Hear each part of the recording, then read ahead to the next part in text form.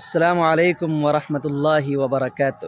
ناظرین اور سامعین، آج ماہ مقدس کی 10 تاریخ ہے۔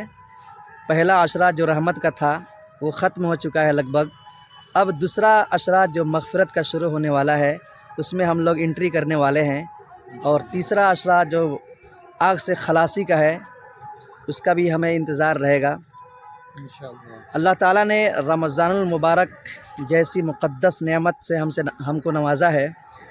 اس ماہ مقدس میں ہم روزہ رکھتے ہیں۔ یہ روزہ اسلامی ارکان میں سے تیسرا رکن ہے جو بہت ہی اہمیت کا حامل ہے۔ اللہ تعالیٰ فرماتا ہے الصوم لی وانا اجزی بہ، کہ روزہ خاص میرے لیے ہے اور اس کا بدلہ میں خود عنایت کروں گا۔ ظاہر ہے کہ اللہ تعالیٰ جس عمل کا بدلہ خود اپنے ہاتھوں سے دے رہا ہو اس کی اہمیت کیا ہو سکتی ہے۔ نماز، زکوٰۃ، حج اور دیگر ارکان جو بھی ہیں اس کا بدلہ اللہ تعالیٰ ہی دلوائے گا، لیکن فرشتوں کی اس میں مدد لے گا، فرشتوں کے ذریعے ہی دلوائے گا۔ لیکن روزہ ایک ایسی عبادت ہے جس کے بارے میں اللہ تعالیٰ نے فرمایا ہے کہ روزہ خاص میرے لیے ہے اور اس کا بدلہ میں خود عنایت کروں گا۔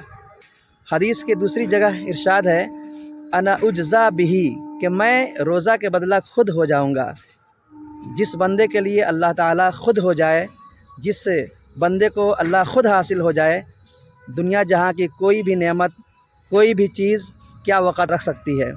اللہ تعالیٰ ہم سب کو اس ماہ مقدس کی قدر کرنے والا، اس کی اہمیت کو مد نظر رکھ کر اس میں ہر ایک سیکنڈ کو، ہر ایک منٹ کو عبادت کے اندر گزارنے والا بنائے۔ آمین یا رب العالمین۔